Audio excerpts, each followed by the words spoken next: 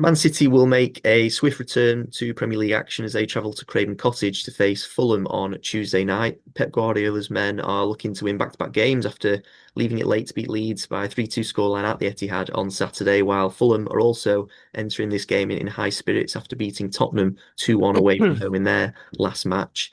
City, they actually have an exceptional record against Fulham. They've won each of the last 18 meetings in all competitions, including 15 league Blimey. wins in the Premier League, scoring two or more goals in 17 of those 18 matches. So it's quite remarkable that record that they've got. Yeah. With that in mind, Stephen, City should be confident then of claiming a positive result from this one. How optimistic are you that they can get another win on Tuesday?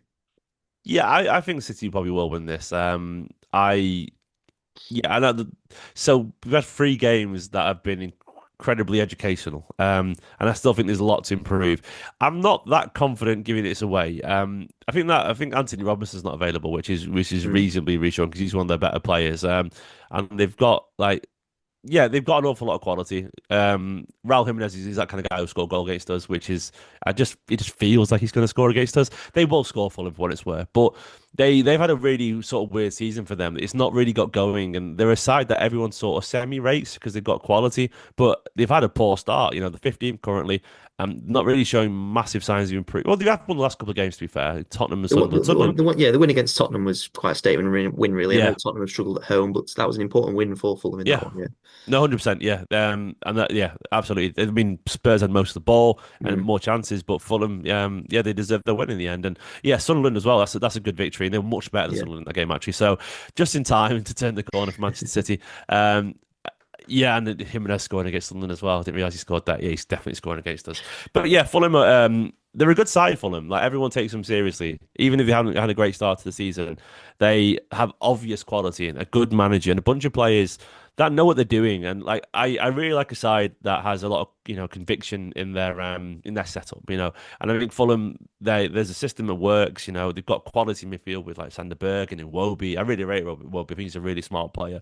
Um, a really good striker in Jimenez. I know he's not a great goal scorer, but he's a reliable player. Bassey and Anderson's a good centre back pairing. There's lots of Premier League experience there. Look, they're missing one of their best players in Andy Robinson, absolutely. But they are a side that you have to take seriously. But to me, it's one of those things where City will win this if they don't beat themselves. I know it's such a cliche, but they cut out the mistakes and if they find a way to turn that 45-minute performance into a 70-minute performance. That should be enough because I don't think 20 minutes of that game should be enough for Fulham um to give us to change the course of the game. They're gonna score. They almost certainly will score. But I'm hoping that like I guess I feel a bit more confident given the fact that we managed to grab that victory from the jaws of frustrating nothingness, because we were so close to shoot ourselves in the foot. But we learned the lesson while also getting a confidence boost at the same time. And we had three very tough games, in terms of morale. And that Leeds game, I don't think they walked into the dressing room like, good job, lads. We did really well. They would have been like, got away with that Yeah. one a little bit Sigh of there. relief in the Yeah, end. there would have been a Yeah. sigh of relief and there would have been a massive, there would have been a real dressing down um, of that City side and what they're doing wrong. And I'm expecting another approach to the Fulham game to shore up that team and to stop the transitions being so open against us, and because it's too easy. But yeah, I'm quite confident about it. Yeah, and having now sort of entered the winter months, fixtures obviously continue to come thick and fast for City, a City side competing in multiple competitions, and rotation will therefore be considered by Guardiola, but hopefully not too much, as obviously the decision to make 10 changes against Bayer Leverkusen backfired last week. How many changes, Stephen, do you think City could actually make from that team against Leeds, realistically? A couple, Yeah. realistically, like. It's I was my head was gone at full time, and I I wanted a few changes in defence and so like I think I was there thinking I want Kusanov to come in and give Vardy a rest because Vardy makes a lot of mistakes at the moment. But then I'm aware how much he's important in the build up and so on, and Mm.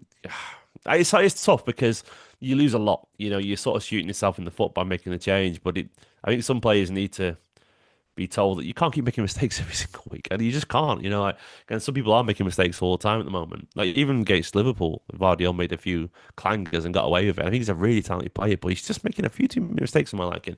But he probably won't change that. He won't change. I don't think he'll change Nunes either. You could do.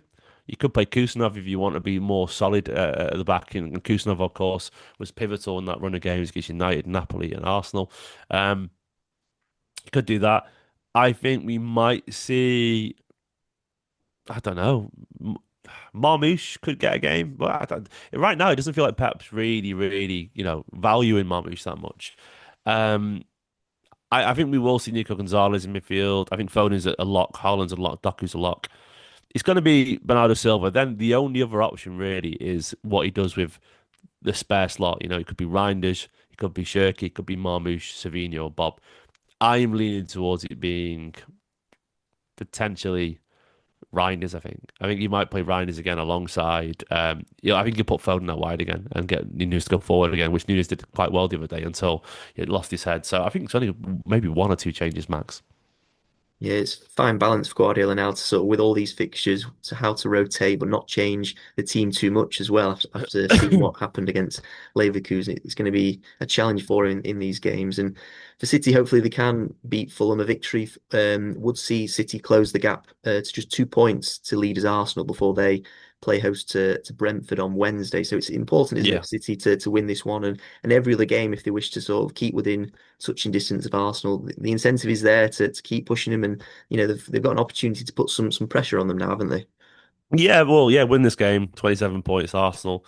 Uh, Arsenal underwhelmed, I would say, against Chelsea. Chelsea are a Mm. cracking side, clearly, and that was the story of that game for me. You take Chelsea more seriously, but they underwhelmed. And Brentford at home, they'll probably win that, but it's a tricky side, Brentford, and they're probably not the kind of game you want to play after a disappointing performance because Brentford will run and run and run and run and run, and they'll challenge you.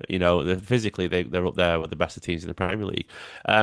For me, like my expectations of City this season aren't to win the league, but look, if we can just keep staying within a few points, and Guardiola keeps saying this, you don't win the league in November, December, October, whatever, but you can lose it. So if we stay within a few points, and then who knows what happens in January? We might go for that Semenyo. The rumors are there. We might sign someone else, and he might just click. Something might just click, and all of a sudden you're a few points behind, and then you're not playing with expectation because everyone expects Arsenal to win it.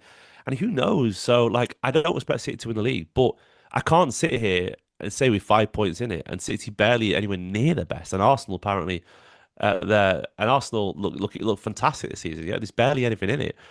It's hard not to go, well, who knows? And at that point, you'd be silly not to set a target of that. Like you can't be that close and rule yourself out. You can't be because that's you're sort of self-defeating. You have to have belief that you can do something, otherwise you're playing for nothing.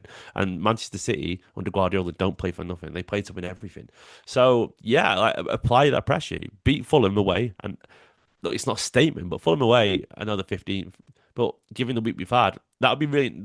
No one would be surprised if City dropped some points against Fulham because of the how topsy turvy we've been. So winning and doing it well, hopefully, we're also about to play Brentford. Imagine they draw. All of a sudden, it's only 4 points. It would be less than that, wouldn't it? I think it'd be 3 points, I Three think. points, Yeah, yeah, three yeah. points. Mm. Uh, the mighty Arsenal and the terrible City, who are a shadow of their former selves. 3 points in it, like Mm. it's just funny. It's funny, and all of a sudden you think, what could happen in February. City always get better February onwards. They always do. They just do. It might not happen this year, but they every year under Guardiola they've got better. Every single year in the second half of the season because he fixes things and we get better. So who knows at that point? Yeah, win it, apply that pressure, and see what happens. Yeah, exactly. And finally on this game, can I get a score prediction from you then for City's trip to Fulham? We're gonna concede a goal, but I'm saying we're gonna score three, a 3-1, I reckon.